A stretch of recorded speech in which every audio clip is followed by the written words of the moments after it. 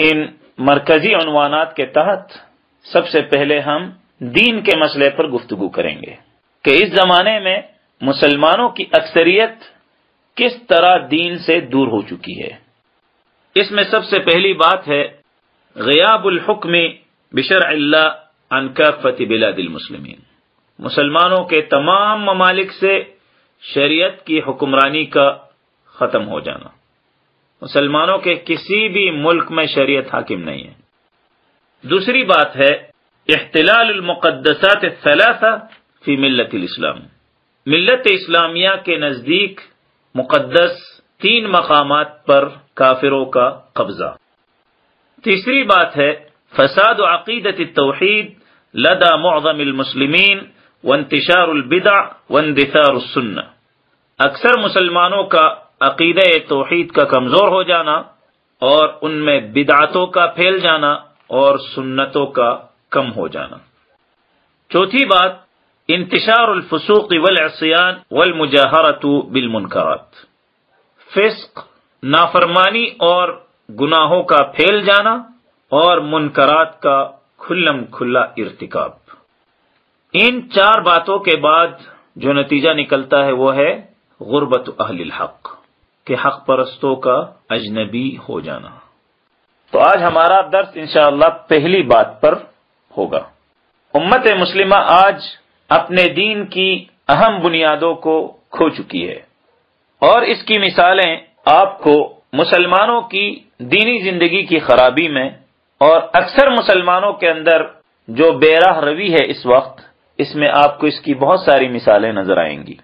مسلمانوں کی حالت بہت خراب ہو چکی ہے، مسلمانوں کے مقدس مقامات ان کے ہاتھوں سے نکل چکے ہیں، مسلمانوں کے ہاں جن باتوں کو مقدس سمجھا جاتا ہے اس سے مسلمان ہاتھ دھو بیٹھے ہیں، اور ان میں سب سے اہم جو ہے وہ کیا ہے؟ اللہ تعالی کی شریعت پر عمل، اللہ تعالی کی شریعت کا نفاذ۔ چنانچہ سب سے پہلے ہم اس نقطے پر بات کریں گے کہ آج مسلمانوں کے تمام ممالک سے شرعی نظام کا خاتمہ ہو چکا ہے۔ رسول اللہ صلی اللہ علیہ وسلم کی یہ حدیث ہے جسے امام احمد رحمہ اللہ نے روایت کیا ہے، 21139ویں حدیث ہے، لَتُنْقَضَنَّ عُرَى الْإِسْلَامِ عُرْوَةً عُرْوَةً، کہ اسلام کے حلقے یہ ایک ایک کر کے ٹوٹ جائیں گے۔ فَكُلَّمَا انْتَقَضَتْ عُرْوَةٌ تَشَبَّثَ النَّاسُ بِالَّتِي تَلِيهَا، اور جب بھی کوئی ایک حلقہ ٹوٹ جائے گا لوگ اس کے بعد والے حلقے کو پکڑ لیں گے۔ فَأُولَاهُنَّ نَقْضًا الْحُكْمُ وَآخِرُهُنَّ الصَّلَاةُ، سب سے پہلے ٹوٹنے والا حلقہ یہ اسلامی حاکمیت ہے، اور سب سے آخر میں ٹوٹنے والا حلقہ یہ نماز کا مسئلہ ہے۔ گویا کہ رسول اللہ صلی اللہ علیہ وسلم نے اسلام کو ایک زنجیر سے تشبیہ دی ہے، اور یہ فرمایا ہے کہ اس زنجیر کے جو کڑے ہیں یہ ایک ایک کر کے بکھر جائیں گے، اور جب ان کڑوں میں سے کوئی ایک کڑا ٹوٹ جائے گا تو لوگ اس کے بعد والے کو پکڑ لیں گے۔ ان کڑوں کے بکھرنے اور ٹوٹنے کا طریقہ کیا ہوگا، ترتیب کیا ہوگی؟ تو رسول اللہ صلی اللہ علیہ وسلم فرما رہے ہیں سب سے پہلے شریعت کا مسئلہ جو ہے یہ ختم ہو جائے گا، شریعت کی حاکمیت نہیں ہوگی، اور سب سے آخر میں ٹوٹنے والی جو کڑی ہے اس زنجیر کی وہ نماز ہے۔ آپ صلی اللہ علیہ وسلم نے جو پیشین گوئی فرمائی وہ روز روشن کی طرح بالکل سب کے سامنے آ گئی، اور شریعت کے نفاذ کا جو مسئلہ ہے وہ وقت گزرنے کے ساتھ ساتھ آہستہ آہستہ مکمل ختم ہو گئی۔ نفاذ شریعت مکمل طور پر دنیا میں اس وقت موجود نہیں ہے۔ پیغمبر علیہ الصلوۃ والسلام کی وفات کے بعد 30 سال تک جو خلافت راشدہ تھی وہ مکمل طور پر رسول اللہ صلی اللہ علیہ وسلم کی رہنمائی اور ان کے مبارک راستے پر تھی۔ خلافت راشدہ کے خاتمے کے بعد بنو امیہ کی حکومت آئی، اور ان کے ہاتھوں میں آ کر یہ خلافت وراثتی بادشاہت میں تبدیل ہو گئی، عباسی خلافت قائم ہوئی۔ ان کے بعد ان کے زمانے ہی میں سلطنتیں قائم ہو گئیں. چونکہ محلاتی سازشیں اپنے عروج پر تھیں، اس لیے خلافت مضبوط اور مستحکم نہیں تھی، اور جب مرکز مستحکم نہیں ہوگا تو ظاہر سی بات ہے خلافت جو ہے سلطنتوں میں بٹ جائے گی. تو خلافت سلطنتوں میں اور چھوٹی چھوٹی بادشاہتوں میں بدل گئی. آخر تیسری صدی ہجری میں ان کی خلافت اتنی کمزور ہوئی کہ جا بجا مختلف عمارتیں، سلطنتیں اور بادشاہتیں قائم ہو گئیں، جو کہ اکثر ظلم اور جبر کی بنیاد پر قائم تھیں. ہاں معیار میں فرق تھا، بعض جگہ ظلم زیادہ، بعض میں کم، بعض میں اچھائی زیادہ، بعض میں کم، یہ باتیں ہوتی ہیں. وتحولت الخلافة شيئا فشيئا الى رمز شکلی اکثر منه نظام حکم وسلطنہ. اور بتدریج خلافت ایک نظام حکومت اور نظام سلطنت کی بجائے ایک علامت میں بدل گئی. برائے نام خلافت تھی.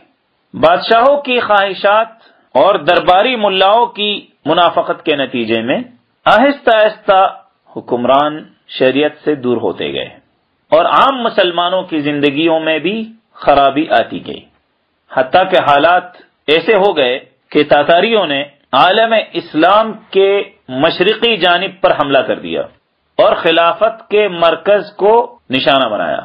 اس وقت رومی اور یورپی عیسائی ممالک نے بھی مل کر مسلمانوں کے ممالک پر حملے شروع کر دیے، اور مملکت شام کے ساحلوں پر انہوں نے چھوٹے چھوٹے عیسائی ممالک قبضہ کر کے مسلمانوں سے بنا لیے، حتیٰ کہ 656 ہجری میں تتاریوں کے ہاتھوں، چنگیز خان کی اولاد کے ہاتھوں خلافت ختم ہو گئی، اور عباسی خلافت کے ٹوٹے پھوٹے ٹکڑے کبھی یہاں کبھی وہاں مختلف بادشاہوں کے نام سے خلافت کا نام رہا، اور خلافت جو ہے ایک ظالم اور جابر تسلط میں بدل گئی. لیکن میرے بھائیوں، یہ بات یاد رہنی چاہیے، چاہے ظلم و جبر جتنا بھی ہوا ہو ان کے زمانے میں چاہے جتنی بھی بے راہ روی ہوئی ہو، لیکن ان کا قانون، ان کا کنسٹیٹیوشن، ان کا آئین شریعت اسلامیہ کے سوا کچھ بھی نہیں تھا. ولیکن مع بقاء مبدأ الحکم بالشریعہ کاساس فی معظم تلک الممالک بشکل عام. یہ بات واضح رہنی چاہیے کہ وہ ٹھیک ہے ان کے اندر انسانی خرابیاں پیدا ہوئیں، بشری فساد ان کے اندر پیدا ہوا، لیکن شریعت اسلامیہ کو بطور قانون انہوں نے تھامے رکھا، اور اسی کی خاطر وہ لڑتے بھی تھے، اسی کی خاطر جہاد بھی کرتے تھے، اور شریعت کی خاطر وہ قربانیاں بھی دیتے تھے، اور بہت کچھ تھا. نظام میں خرابی آئی ہے، لیکن بطور قانون، بطور دستور انہوں نے شریعت کو نہیں چھوڑا. پھر دوبارہ ایک انقلابی حالت پیدا ہوئی اور عثمانی حکومت قائم ہوئی، جس کی طرف خلافت بھی منتقل ہو گئی. اب عثمانی خلافہ نے ایک لمبی مدت تک دوبارہ سے اسلامی ہیبت اور اسلام کی شان و شوکت کو قائم کیا اور برقرار رکھا، حتیٰ کہ وہ یورپ کے دل و دماغ تک پہنچ گئے.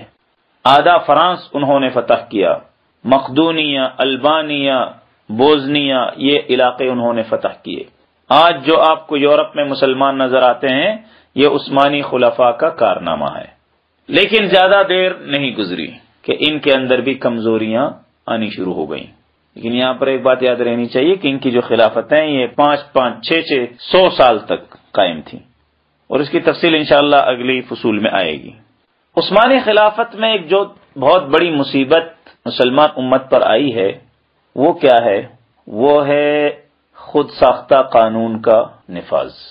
آئین نامی جو مخلوق اس زمانے میں آپ پاکستان میں دیکھ رہے ہیں، مسلمانوں کے ہاتھوں میں سب سے پہلے عثمانی خلافت میں اس کا سلسلہ شروع ہوا ہے. اگرچہ اس سے پہلے بھی ایک بار خود ساختہ قوانین کے اجرا کی کوشش کی گئی ہے عالم اسلام میں، لیکن وہ کام تتاریوں کے ہاتھوں ہوا، اور چنگیز خان کے بیٹے ہلاکو خان نے کوشش کی تھی کہ وہ عالم اسلام پر ایک خود ساختہ قانون جس کا نام یاسق ہے، یاسق کے معنی ترکی زبان میں یاسش یعنی ساختگی ہے، بنا بنایا ایک قانون تھا ان کا، اس کو نافذ کرنا چاہتے تھے لیکن وہ اسے نافذ نہیں کر سکے تھے۔ اس زمانے میں علماء کرام، شیخ الاسلام امام ابن تیمیہ رحمہ اللہ اور ان کے جو شاگرد ہیں امام ابن کثیر، امام ابن قیم رحمہ اللہ، ان سب نے زبردست انداز میں اس قانون کی مخالفت کی اور اس قانون کو برضا و رغبت قبول کرنے والوں کو انہوں نے کافر اور مرتد قرار دیا۔ بات سمجھ میں آ رہی ہے؟ لیکن یہ غیروں کی طرف سے تھا۔ اب عثمانی خلافت میں اپنوں کی طرف سے یہ کام شروع ہوا۔ اللہ تعالی کی طرف سے ناراضگی اس طرح شروع ہوئی کہ یورپی ملکوں کی طرف سے ان پر حملے شروع ہو گئے اور یہودیوں نے فلسطین میں زمین کے حصول کے لیے ان کے خلاف سازشیں شروع کر دیں، حتیٰ کہ عثمانی خلافت 1924 میں ختم ہو گئی اور عثمانی خلافت نے 1924 میں آخری سانس لیے۔